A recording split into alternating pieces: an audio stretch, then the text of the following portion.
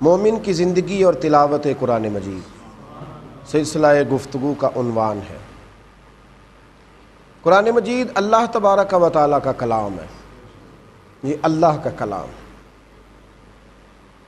عام آدمی ہو، عمل کرنے والا ہو، پرہیزگار ہو، جب وہ بات کرتا ہے تو دل پہ اثر کرتی ہے، اور اگر وہی بات اللہ کا ولی کرے پھر تو گناہوں کی میل ساری کھرچ کر، دل کا زنگ اتار کر وہ پاک صاف کر دیتا ہے۔ اور اگر یہی جملے اللہ کے نبی علیہ السلام کی زبان سے نکلیں پھر وہ حکمت کے موتی بن جاتے ہیں، پھر وہ دستور حیات بن جاتے ہیں۔ تو جب یہ مخلوق کی گفتگو کا یہ کمال ہے تو بتائیے پھر رب کریم کے کلام کا کیا کمال ہوگا۔ حضرت موسیٰ علیہ السلام نے عرض کیا تھا، اے اللہ یہ جو تو میرے ساتھ کلام فرماتا ہے یہ تیرا اصلی انداز گفتگو ہے، یہی تیرا انداز گفتگو ہے؟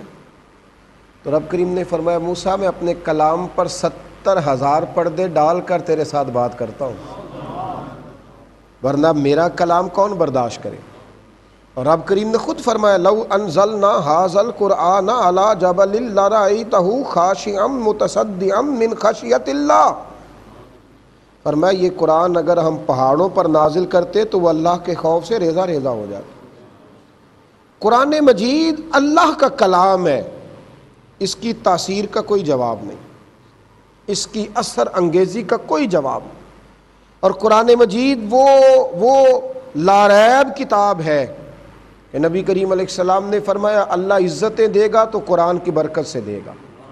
اور مولا علی شیر خدا فرماتے ہیں کہ حضور نے فرمایا جو قومیں گریں گی وہ بھی اسی سبب سے گریں گی کہ قرآن کو چھوڑ دیں گی۔ اقبال نے بڑا سوچ سمجھ کے کہا تھا کہ وہ معزز تھے زمانے میں مسلمان ہو کر، کبھی گہرائی پر غور کیا کریں کہ انہوں نے کہا کیا، وہ معزز تھے زمانے میں مسلمان۔ بھائی اتنا ہی کافی تھا کہ میں مسلمان ہوں، جب کوئی کہتا تھا میں مسلمان ہوں تو لوگ عزت کی نظر سے دیکھتے تھے، اتنا جملہ ہی کافی تھا۔ وہ معزز تھے زمانے میں مسلمان ہو کر اور ہم خوار ہوئے۔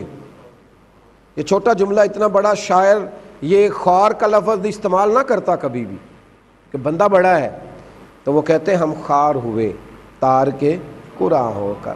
ہمارا معاملہ یہ ہے کہ قرآن کی جگہ ہم نے جہاں قرآن کو رکھنا چاہیے تو وہاں دوسری چیزوں کو رکھا ہے۔ تو قرآن اللہ کا کلام ہے، اور اگلا جملہ کہوں گا تو آپ اور خوش ہوں گے، اللہ کا کلام ہے اور قرآن میرے نبی کریم علیہ السلام کا سب سے بڑا معجزہ ہے، یہ حضور کا معجزہ ہے، معجزہ۔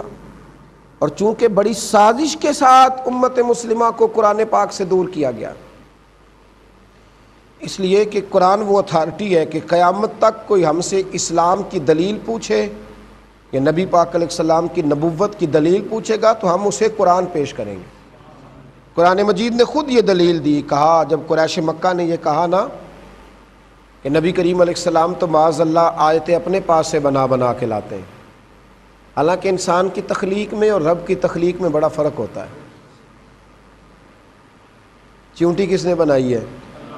اللہ تعالیٰ نے۔ اور ٹرین کس نے بنائی ہے؟ انسانوں نے بنائی ہے نا اللہ کی دی ہوئی عقل سے۔ بڑی کون ہے؟ ٹرین بڑی ہے نا، طاقتور ہے بظاہر۔ انسان ٹرین بنا سکتا ہے پر چیونٹی نہیں بنا سکتا۔ یہ ٹرین بنا سکتا ہے، اس بات کو سمجھ لیں۔ اللہ کی تخلیق میں اور انسان کی تخلیق میں فرق ہوتا ہے۔ بڑی بڑی روشنیاں انسانوں نے بنا لی ہیں اللہ کی دی ہوئی عقل سے، لیکن جگنو نہیں بنا سکے، اس لیے کہ بڑا بڑا کچھ بنا سکتے ہیں پر جو رب نے بنایا وہ کوئی نہیں بنا سکتا۔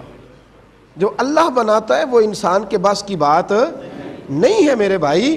جب کہا نا آپ خود بنا کے لاتے ہیں تو رب کریم نے فرمایا اچھا وَإِن كُنتُمْ فِي رَيْبٍ مِّمَّا نَزَّلْنَا عَلَىٰ عَبْدِنَا فَأْتُوا بِسُورَةٍ مِّن مِّثْلِهِ، اگر تمہیں شک ہے اس میں جو ہم نے اپنے بندہ خاص پر نازل کیا ہے تو تم بھی قرآن کی مثل ایک صورت لے آؤ، لاؤ ایک صورت۔ اگر تمہیں شک ہے تو تم بھی بناؤ، تم بھی اہل عرب ہو، تمہیں بھی اپنی فصاحت اور بلاغت پر بڑا ناز ہے تو لاؤ ایک صورت۔ اور پھر چیلنج بڑا کھلا دیا، فرمایا وَادْعُوا شُهَدَاءَكُم مِّن دُونِ اللَّهِ، اللہ اور اللہ والوں کو چھوڑ کر نہ ساری دنیا کے کافر کٹھے ہو جاؤ سب کٹھے مل کے تم ایک صورت بھی بنا سکتے، اور پھر خود ہی کہا فَإِن لَمْ تَفْعَلُوا، اگر تم نہ بنا سکے، اور فرمایا وَلَن تَفْعَلُوا، اور تم ہرگز بنا بھی نہیں سکتے، فَاتَّقُوا النَّارَ الَّتِي وَقُودُهَا النَّاسُ وَالْحِجَارَةُ، پھر اس آگ سے ڈرو جس کا ایندھن آدمی اور پتھر ہے، اُعِدَّتْ لِلْكَافِرِينَ، اور بنائی گئی ہے کافروں کے لیے۔ قرآن مجید نبی پاک کا وہ معجزہ ہے جس کا کوئی مقابلہ نہیں کر سکتا، قیامت تک نہیں کر سکتا۔ اگر کفار مکہ کے پاس قرآن پاک کا جواب ہوتا نا تو وہ جواب لے کے آتے، بدر اور احد میں تلواریں لے کر نہ آتے۔ یہ تاثیر ہے، اس کا ایک حسن ہے، اس کا ایک وقار ہے۔ حضرت ابو بکر صدیق رضی اللہ تعالیٰ عنہ جب قرآن مجید پڑھا کرتے تھے نا تو کفار مکہ اور قریش مکہ کی جو عورتیں تھیں اور ان کے جو بچے تھے نا، وہ آ کے نا تو دروازے کے باہر کھڑے ہو جاتے، اور جناب صدیق اکبر جب قرآن مجید پڑھ کے رویا کرتے تو ان کی بیویاں بھی رو پڑتی، ان کی زبانوں پر بھی درد جاری ہو جاتا، جملے ٹوٹنے لگتے۔ انہوں نے شکایت کی کہ یا رسول اللہ علیہ السلام، ابو بکر صدیق سے کہیں کہ قرآن پڑھ کے رویا نہ کریں، یہ جب قرآن مجید پڑھ کے روتے ہیں تو ہمارے گھر والے بھی روتے ہیں، ہمیں رستے بھول جاتے ہیں۔ اس کی ایک تاثیر ہے نا۔ حضرت عمر فاروق رضی اللہ تعالیٰ عنہ کہتے ہیں میں اپنی بہن کو قتل کرنے کے ارادے سے گیا، مجھے اتنا غصہ آیا جب کسی نے بتایا کہ وہ مسلمان ہو گئی ہے، اور میں تلوار لے کے نکلا تھا، میرا ارادہ تھا معاذ اللہ حضور علیہ السلام کو بھی شہید کروں گا، لیکن جب میں بہن کے پاس پہنچا تو بہن نے مجھے قرآن سنایا۔ آپ فرماتے ہیں میں بڑا سخت تھا، کوئی بدل نہیں سکتا تھا، پر قرآن کے جملوں نے مجھے بدل دیا، انقلاب آ گیا۔ یارو قرآن انقلاب لے آتا ہے، قرآن بدل دیتا ہے، قرآن میں تاثیر ہے، قرآن میں حسن ہے۔